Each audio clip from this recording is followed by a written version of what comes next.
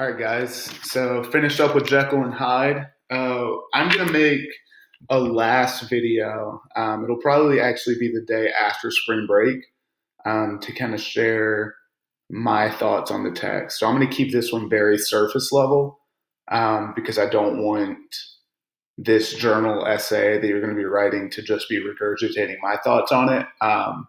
But I do have a lot to say on this last chapter. I think there's a lot of great insight into human nature, into the human condition. And I'd love to share those, like highlight some of the quotes that I like, give my thoughts on that. So we'll save that until the end because I want you to share your thoughts first, so that I can kind of hear what you think, and then I'll give you some of my thoughts at the end, not as the right answer. But yeah, just to share some of my insight into this text. But anyway, chapter 10, crazy. It's a great story. It's what makes it so good is that last chapter where Henry Jekyll reveals everything about him. So I'm just going to really quickly run through the basic points that, like, if you didn't get this, maybe watch a video summary or go on SparkNotes, something like that, to make sure you get enough of it. But essentially, in this letter, right, that Mr. Utterson is reading after breaking into the cabinet, and Mr. Hyde drinks the potion and kills himself, and he reads Dr. Lanion's letter, and then he reads Jekyll's letter. And in Jekyll's letter, Jekyll says he was born into a great family. He was, really smart. He was inclined to scientific study, to medical studies, things like that. But he also had this really sinful part of him. And he doesn't say what it is, but he had this part of him that wanted to dabble in, Robert Louis Stevenson, the guy who wrote the book, was actually really struggled with just sexual addictions. So I'm going to assume that that's probably what Jekyll was referring to.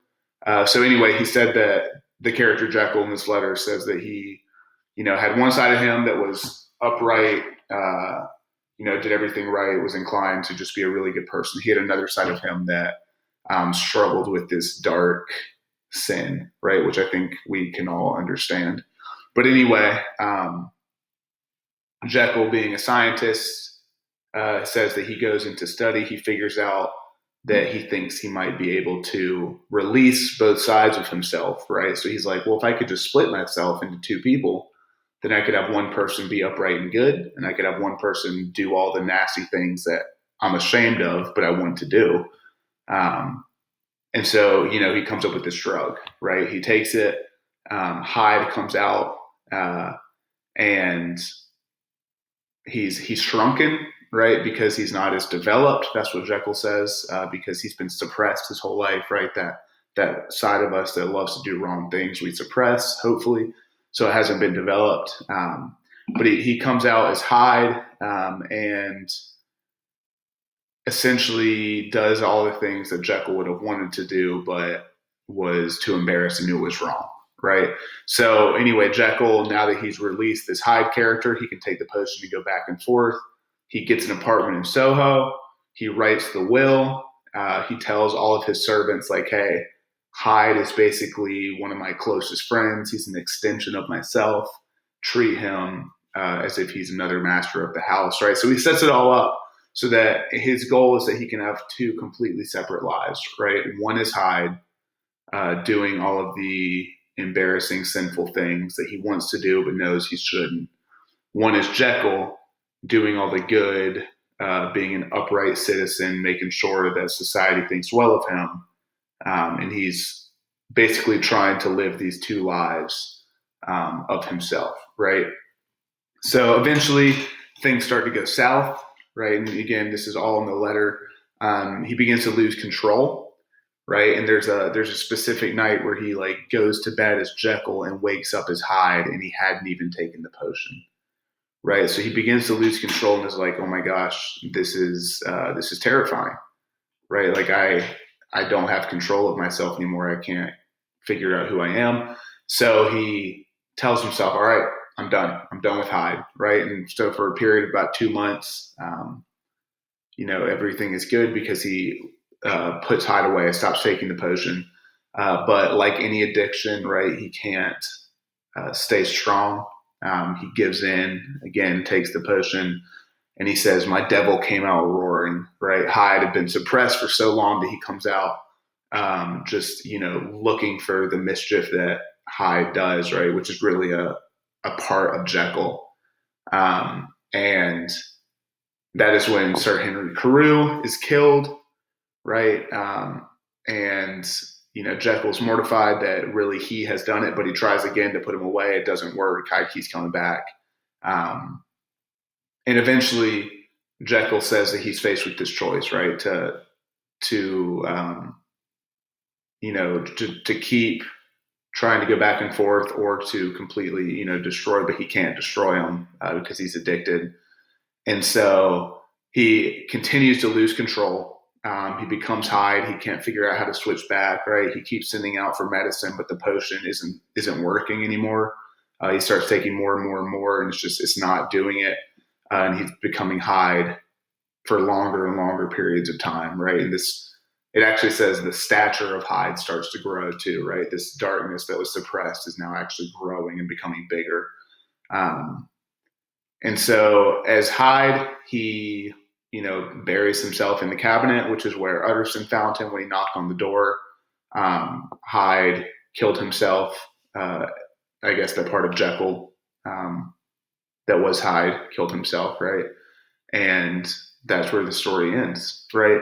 So really there is so much in here about human nature, about how we are divided in some way. You'll notice that Hyde, right, represents like pure evil and pure giving into lust and the attraction of evil.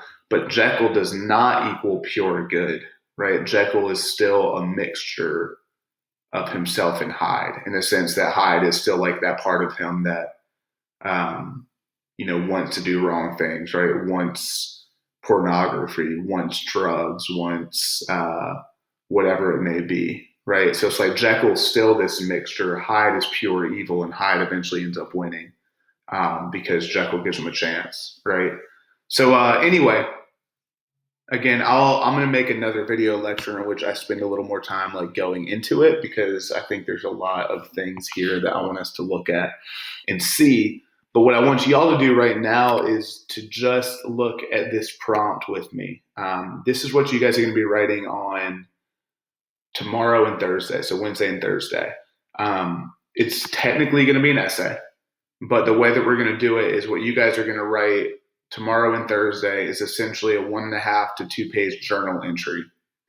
And then after spring break, we'll take a day or two to take what y'all have already written and submitted to me on Thursday, and we'll turn it into an essay, right? So it's kind of a different approach than what we would normally take, but I think it'll be good.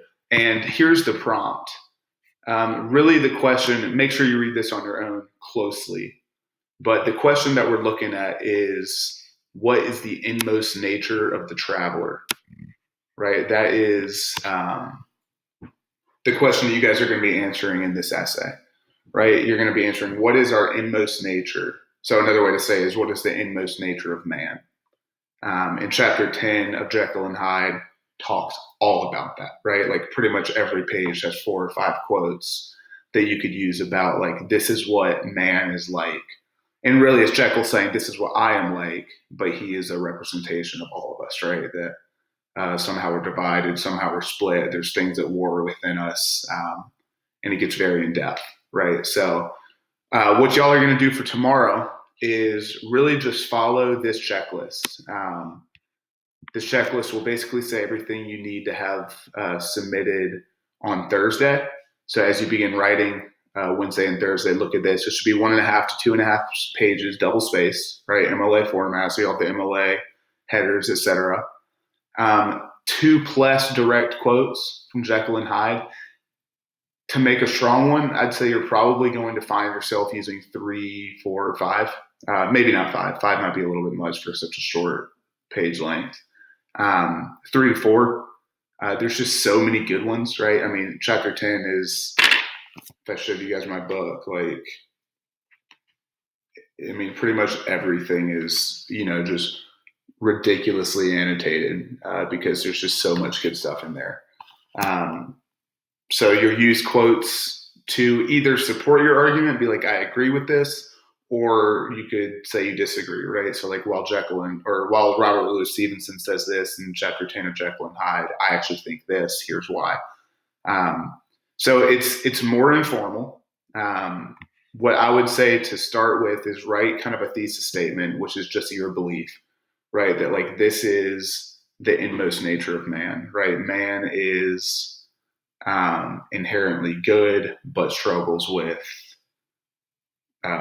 sinful temptations, or man is inherently evil, yet has something like that about man's inmost nature. Really, you can't. I'm not going to give you guys thesis templates or anything like that, because at this point, I think we should know essentially how to put together an argument. But do think about the fact that you don't necessarily need cold, locked in topic sentences in this essay, right? It's going to flow more like a journal. So really what I would say to do is start by writing a claim, then go and find evidence, and then just kind of put it together, right? And see where it takes you. A journal is kind of writing in order to process. So what you guys will turn in on Thursday, I'm going to be grading basically off of, is it a strong claim, right? Is there strong evidence for it? And have they put in serious thought and effort into this rough draft, right? And then after break, we'll go through and be like, okay, how can we organize this better? How can we do things like that? Tomorrow and Thursday, I'm going to be I'll have my computer up all day. If at any moment you want to talk to me, just like with a one-on-one Google chat, email me, right, specifically during your class period, and we can talk about either your argument or, if you're confused on what exactly you should be doing, etc. So I'll be available all day for that. I'd love to help. Miss Platt is also available to help.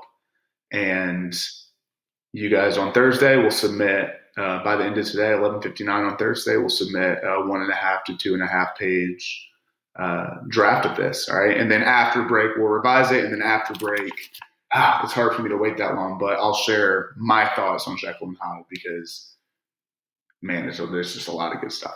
And then we'll do one more book, hopefully, before the Great Divorce. I'm going to send out I'm kind of juggling between two options. So I'm going to let you all choose, I believe.